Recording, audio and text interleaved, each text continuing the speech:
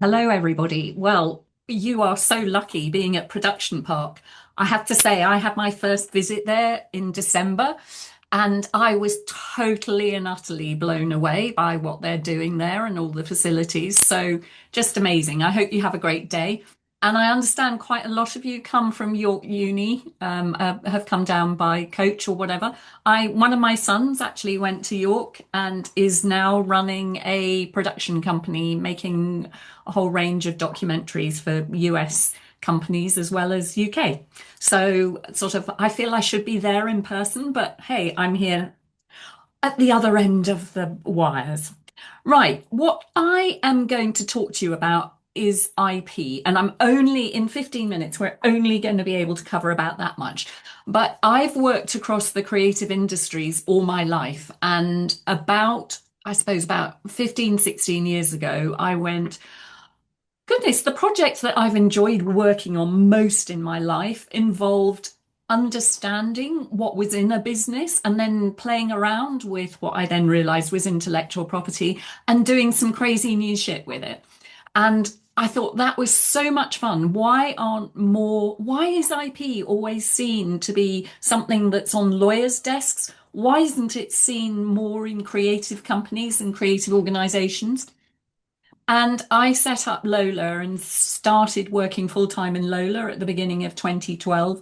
And that was absolutely my mission, to work with creatives across the whole of the creative sector to see what they could do that was fun with IP. But what was utterly amazing then and is still the same today is creative people don't understand IP. Okay, people just don't get it. So I've been doing talks to the creative industries for the last 15 years.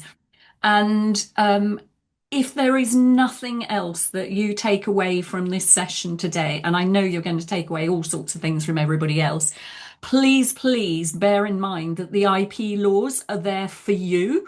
So without further ado, I've got about 15 minutes worth of slides, and then we're going to have some questions. Okay. Remember, I'm not a lawyer. I'm a creative like you. And I've spent my whole life helping other creatives, or the last 15 years certainly, to understand what it is they own. Okay, so let's share some slides. And let me just extend that. Okay, can everybody see? You're going to have to hand up. Can you all see that? Could you just wave if you can? Yeah, I've got people waving. Fantastic. Okay, so what we're going to talk about then is how you create IP, how you can own it, and what you can earn from it. Okay.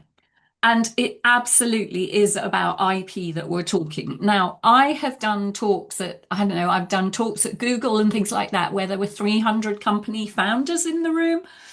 And I asked how many founders thought they owned any IP. And I think out of that 303 put their hands up. And I went, oh my God, I've got so much work to do, because they all owned IP. They just didn't realize it.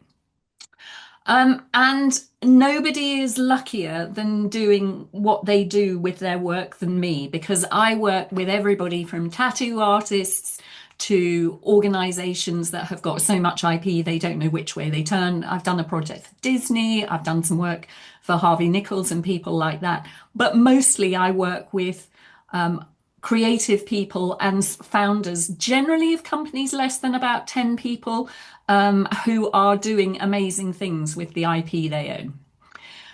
Okay, so what is IP and why does it matter? Well, if you are a creative person, if you own and manage your IP, it can pay back in so many ways across the breadth of your career. Your IP can build you a pension, it can buy your house, it can do all of those things, but you've got to really, really understand it and manage it. Okay, so the first thing I'm going to do is to show you the definition of IP. When I came across this, I couldn't believe that the World Intellectual Property Office definition of IP didn't mention lawyers or anything once. It was all about creatives. Now, this definition is 2 slides long, and the purple text is my purple. Okay, so this is what IP is. Okay, and it's about building value. So, what is IP? Intellectual property refers to creations of the mind, such as inventions, literary and artistic works, designs and symbols, names and images used in commerce. It goes on to say, IP is protected in law by, for example, copyright, trademarks, and patents, which enable people to earn recognition or financial benefit from what they invent or create. By striking the right balance between the interests of innovators and the wider public interest, the IP system aims to foster an environment in which creativity and innovation can flourish. So, what the law is saying is that what the IP rules are there for is to protect you, the creatives, to help you earn recognition, to help you earn financial benefit from what you invent or create. And that last little phrase, fostering an environment in which creativity and innovation can flourish. Flourish is such a great word. These laws are there to help creatives flourish, okay? So it's so important that you understand IP and how it can help you grow your careers. Okay, there are 4 types of IP, and today, I'm afraid, we're only going to have time to talk about copyright, but that is the most important one for creative people. Now, copyright, we're going to talk about. Trademarks, design rights, and patents, you have to pay for those. You register them, and you need to have a sort of commercial reason for paying to register them. So whereas copyright is completely different, as you'll find out. Okay, so we're not going to have time to talk about the others, but we are going to focus on copyright. So here we go. Okay, so copyright protects something when you create it. Okay, copyright is a series of laws and gives you a series of rights around what you create. Okay, but it has to be an output. Copyright can't protect an idea. It can only protect the expression of the idea. Okay, so it can only be the output of your idea. And it protects what you produce, whether that's literary, dramatic, musical, artistic, sound, film, broadcast, publishing. It can be, a deck, it can be a proposal, it can be anything, but it's got to be the output. So, if you write a document, if you create an image, if you create a film, that's the output. Copyright can't read your mind. Okay, and that's one of the really, really most important things. It has to be an output of some sort. Now, the other thing is that's brilliant about copyright, it's an automatic right. It's free. And obviously it can be invisible because, yes, you can't see it. And you don't need to register it. So when you produce something, provided that you haven't copied something or raided somebody else's copyright material, that is your copyright automatically. If you've created something from scratch and there it is, it's your copyright. You don't need to register it. However, that is in the UK. In the US, you do need to register your copyright, and the laws are slightly different across, all the different countries that are signed up to the World Intellectual Property Office copyright rulings. Okay, so if you're looking to exploit copyright internationally, you do need to work with a patent attorney. Okay, now the other thing that's great about copyright, it's a property right. Okay, so just like a car or, just like a pair of shoes, it's owned by the originator unless a contract says otherwise. So what do I mean by that? If you are a freelancer and you're working for a company doing some freelance work for them, you should have a contract of employment or you should have an agreement. And in that agreement, it will say whether you, it should say whether you can retain the copyright or whether in response to the payment that you're getting, the copyright passes over to the company that you're working for. Equally, when you're an employee, most contracts and any good contract will say that any IP that you create in your employment will belong to the company. Okay, so you just need to be clear who owns what you create if you're in a commercial relationship with somebody. Now, copyright, it being a property right, it can be owned by you as an individual, or you might decide if you've got you've started your own company, that actually you'd like the company to own the copyright of it because that has different protections. And that's absolutely fine. You can show that you own the copyright to something by using this internationally recognized symbol. And if you look at the bottom of the slide, you can see that there's the symbol at the bottom with the year date and the company name. I vest all my copyright into my business, okay? And that's a decision, a commercial decision I've made. Okay, so for example, here is one of my clients, Amuse La Bouche. They are a home furnishing and graphic design studio. Now you can see here are their outputs. The image, the middle image, is designs that they were doing for packaging that they did for Christmas packaging that they did for Ottolenghi. So Amuse La Bouche owns the copyright to all of those images, okay?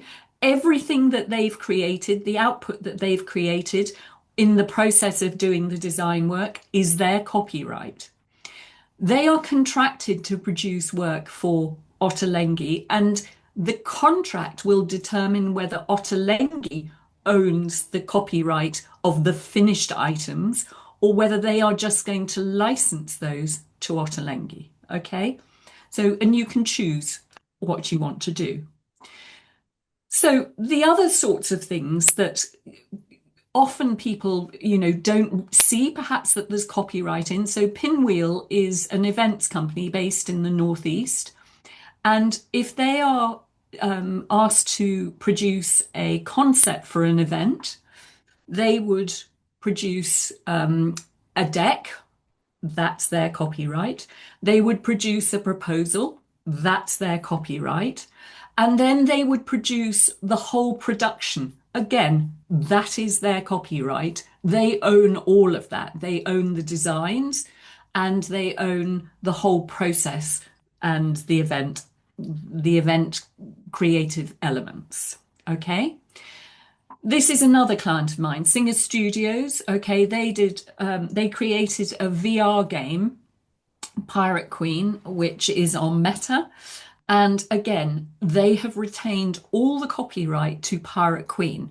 Now, the interesting thing about when you produce something like a documentary or a game or something like that is copyright is not just vested in the main output, but copyright also protects the constituent parts of something. So it's not just the whole work, it's all the bits that go to make up. So for example, if you've got an animated character and there are lots of backgrounds and there's some songs and there's, all sorts of other elements, copyright is vested in each of those two, provided that the contract with the suppliers of those says that you will own the copyright. Okay.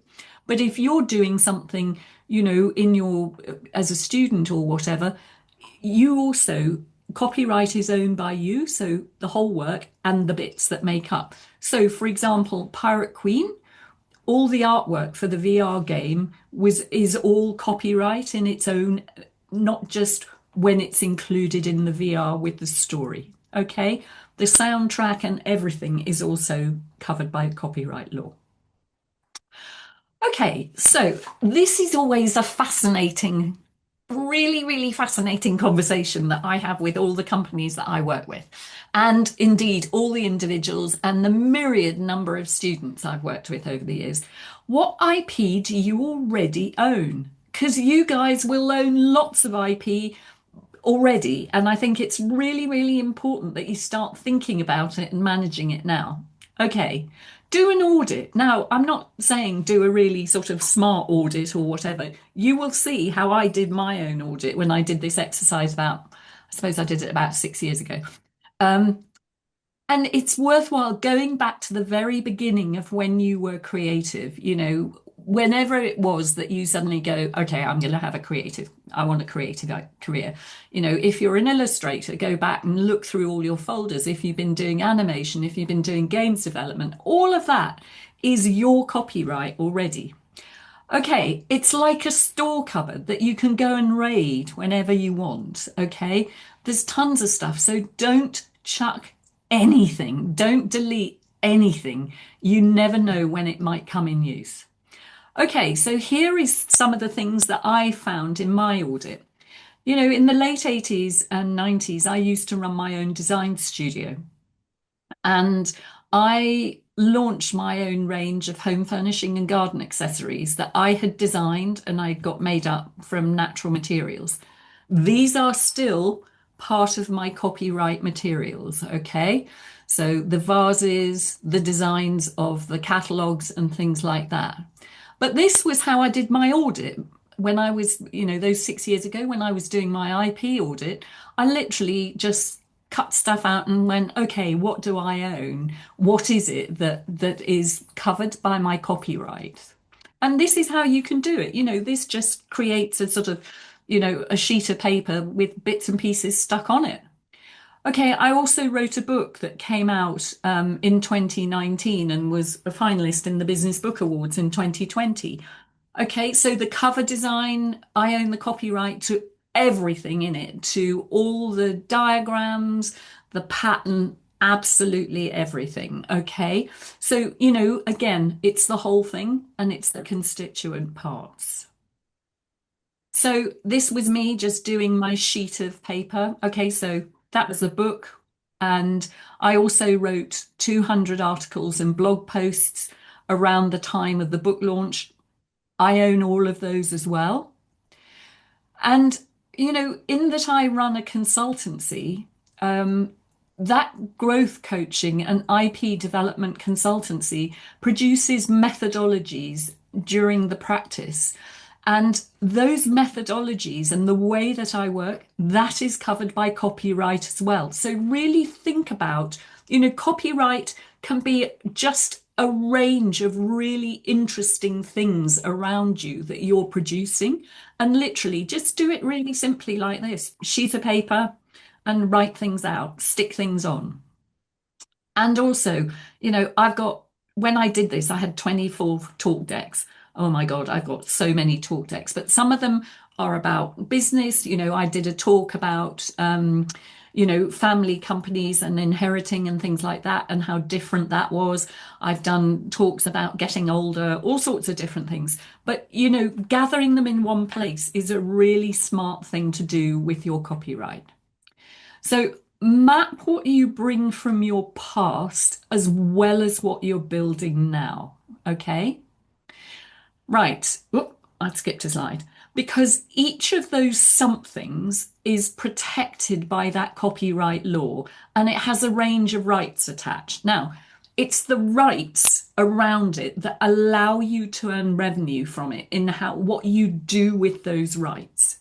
Now, the other thing that's key is each something that you own may also have a different audience that you can build. Okay, so the audience that perhaps my design work, my home furnishings went to was a completely different audience from my book.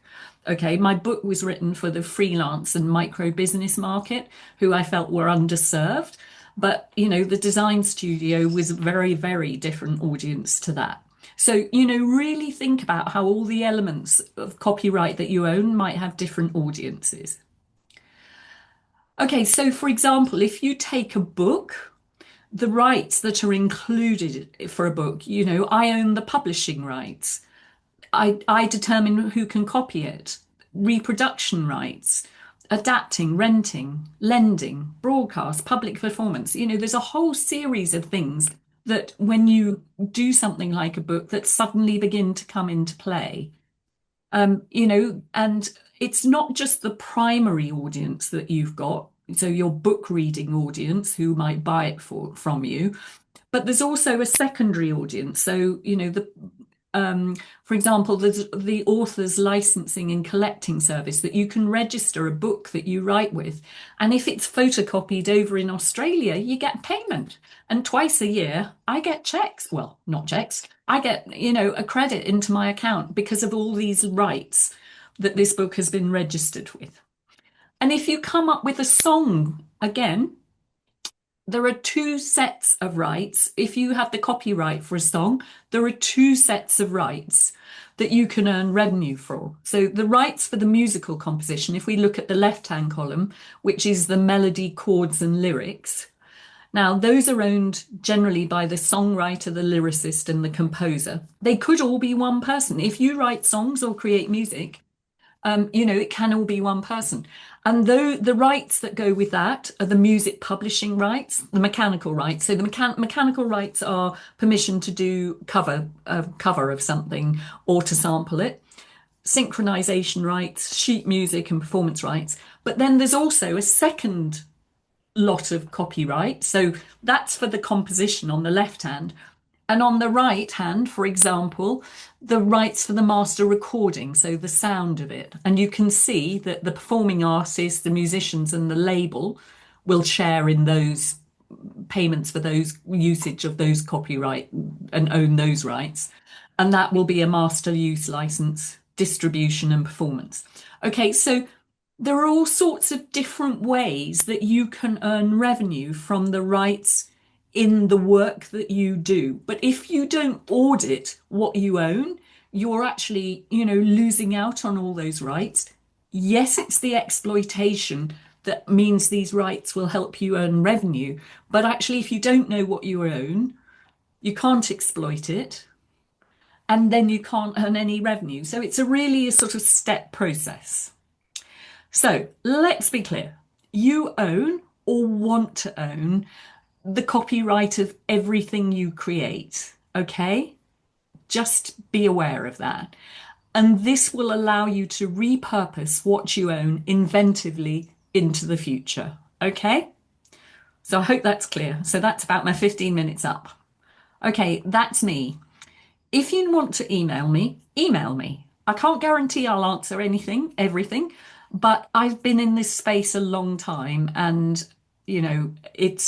for me, it's a completely fascinating space because there's so much potential. Okay, I'm going to stop sharing now and I'm back in the room. Brilliant. Thanks very much. So, as Erica says, thank you very. Oh, thank you. So yeah, question time. So if you've got a question, stick your hand up. We'll get a mic to you. If you're on the chat or online, write in the chat, and then we will we'll read your question out. So here you go. First question. Yeah, a quick question. AI, how does that affect things? Oh, I knew that was going to be the first one. Okay. I think AI is a really interesting place. What you have to remember about AI is that AI has been it basically harnesses everything that people, and I refuse to call them humans, but people have created to date. Okay. That doesn't mean that there isn't going to be value in what people will continue to create. So don't.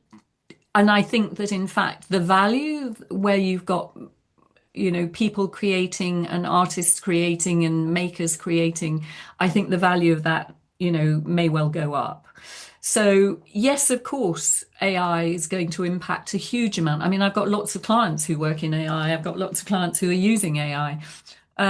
But still, there has to be an impetus from a person who wants to invent something, create something. I'm a designer and artist, and sure, I can use AI. It's a tool. But that doesn't change the fact that I still want to create. Does that answer your question? So if it's created in AI, you still own the copyright. Ah, that's not the question that you asked me. Okay, so if you create something in AI, there are different rules in Europe, the UK, and the US, okay? And probably every single country around the world. And if you create something in AI, it depends whether it is created using whether you're paying for AI, whether it's contract, you have a contract with them and therefore you will own it. It depends whether you're working with your own AI. You need to check it out either with an IP attorney when it's created or to look at the terms and conditions that that for whatever it is that you're using, whichever system that you're using. Okay, and also be aware that a lot of I don't know whether anybody saw the WeTransfer controversy that there was just at the end of last year. WeTransfer issued new contracts saying that anything that WeTransfer was used for would in fact be used to train AI.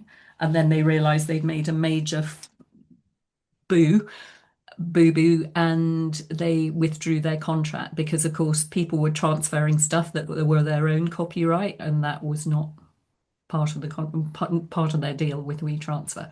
So you need to check things out carefully in terms of what your contract is with any form of AI that you're using. Another question here. Yep. Still AI. What about the training data? I thought the UK government said they were going to just like let the AI companies use all of our stuff to be That hasn't been agreed yet. That hasn't been agreed yet. Okay. And there is a massive pushback. So there's a massive pushback, as you will have probably seen, from a wide range of creators saying they know that their data will have already been used, but no, they do not give it permission. The ALCS, the Authors Licensing and Collecting Service, has already set up a deal, or is currently negotiating a deal with a number of AI providers, saying that they want to be paid for. They're prepared to give LLMs access, but they want payment. So I think there are going to be a number of deals that get done. What the government decides to do finally, I don't know. And I obviously keep abreast of it because I get a newsletter every morning from an IP lawyer's newsletter. Well, somebody's got to read it. And I keep a really close watch on what's going on and look at, all the court cases and things like that, Getty and people like that. So just to see what's going on. Thank you. Brilliant. Do we have any more questions in the room? I see there's one in the middle. I'll navigate my way around.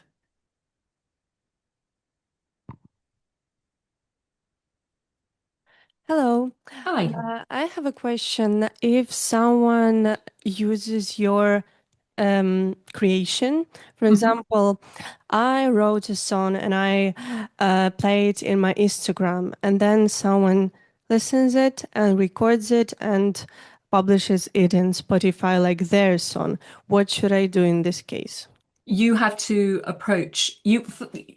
first of all, you have to establish a timeline, and then you have to approach an IP lawyer, excuse me, and say to them that, your copyright has been infringed.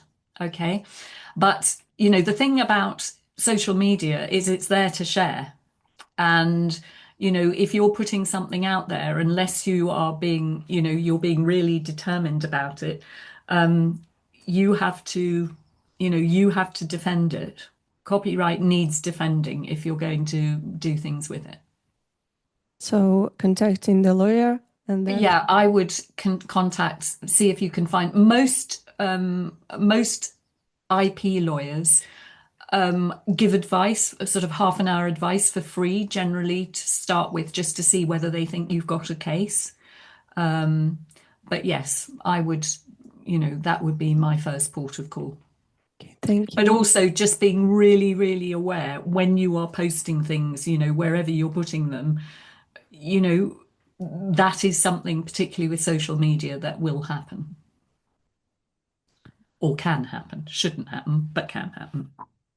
Thank you. Brilliant. I see we've got another question over here. Hi. If you're trying to contact an organization that you might want to collaborate with, so for example, I study immersive media, so I might want to contact an organization being like, I have a really cool idea. Would you like to work together on this? How do you protect your ideas in that stage where it's just kind of an email? Like, would you create a bit of a pitch deck and put a copyright on that? Yeah, I would. First of all, you can't copyright an idea. Okay, it's got to be an output. So it has to either be a proposal, or a deck or something like that. And absolutely put your copyright on it. And I would put a statement saying, this is my copyright, and it is wholly owned by me, and it is only being, it's read only. I used to do a lot of presentations on screens, and people would say, oh, could we have a copy of the deck? And I would say, no, you can't. I will take anybody that wants to go through it, but no, you can't have a copy of it because it's mine, because I then don't know where that copy is going. And I've also, some of my clients, when they have got to contract stage with organizations, have actually put that IP definition at the top of the contract, saying that that is why the copyright, what the copyright laws are there to protect, and they expect their clients, lawyers and teams, to abide by the rule of copyright law. Does that help? Thank you.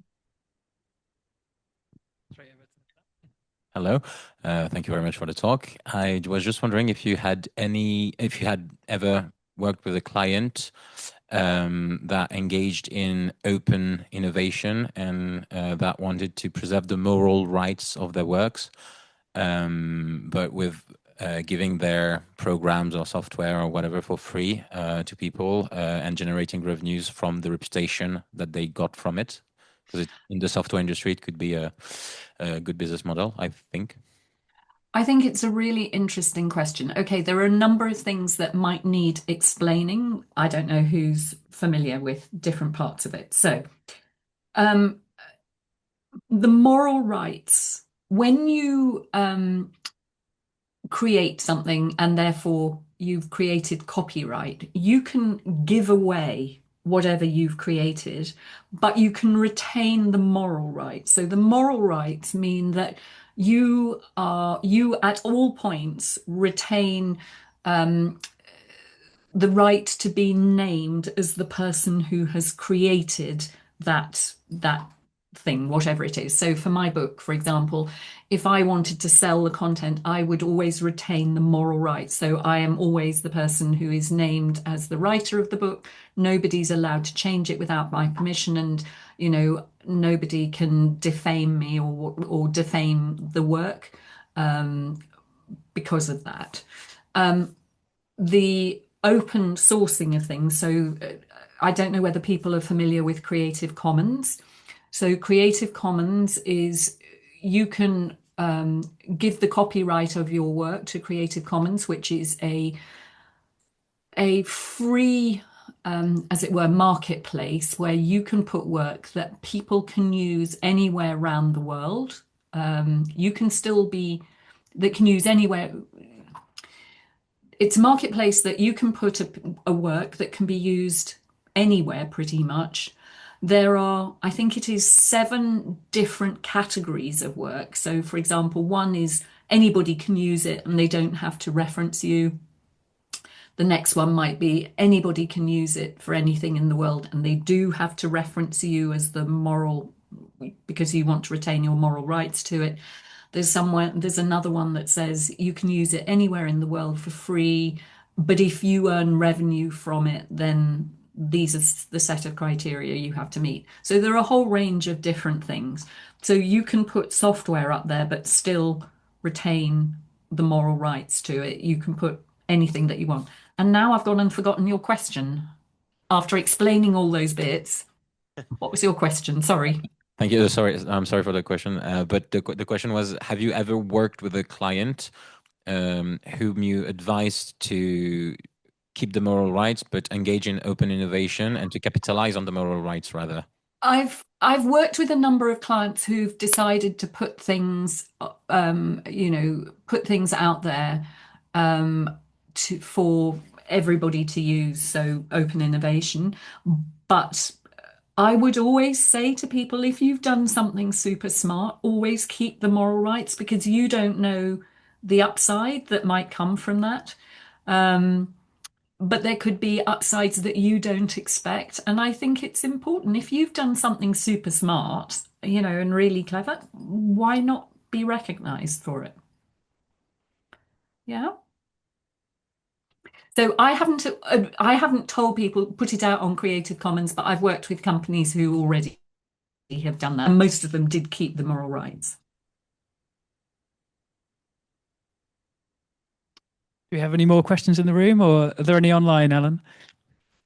Oh, do we have one online? Oh, we don't know. Any more questions in the room for Erica? Are we done? Going, one last chance. I've got a quick one myself, actually. Okay. This is a very specific one. So you mentioned ALCS earlier. So it's interesting. Yep. I love ALCS, and I love getting my annual check. Don't we all? My the organization, the ACM that I normally publish with, has now moved from this year to an open source model. So an open licensing model. So from now on, anything I publish to them will be under Creative Commons rather than the previous kind of copyright licensing setup where I license my copyright to the ACM. Mm-hmm. Does that mean I don't get any more ALCS payments on those things, or is that going to? I have absolutely no idea, but one of my clients has just been appointed to the ALCS board, so I could put that to her and ask her. But then that's I really don't know that. That's a good question. I could ask Melly and let you know. And I can't see is that John that's asking the question? That is John, yeah. Yeah. That is me, yeah. If you want me to ask, well, I think that you probably ought to ask that, but I think that's a really interesting question. Oh no, yeah. Well, thanks very much. Okay. But I just wanted to say to everybody, really, really manage, go out and do amazing, amazing creative stuff. You are all going to be fantastic at it. And it's just such, evolving your own creativity in interesting and different ways is just so much fun. It really is. And the more you know it, what's so fantastic about creativity? Creativity is the most generous thing. When you start creating stuff, you create more and more and more and more, and suddenly you realize you're sitting on this huge pile of copyright stuff that you own. Well, go and do fun stuff with it. And if you can't, ask somebody else, bring somebody else in and say, okay, I want you to exploit this in this way. Let's do this together. We'll share the copyright of what's new that's been created out of my copyright. Go and do fabulous stuff. It's so much fun. So much fun. And good luck.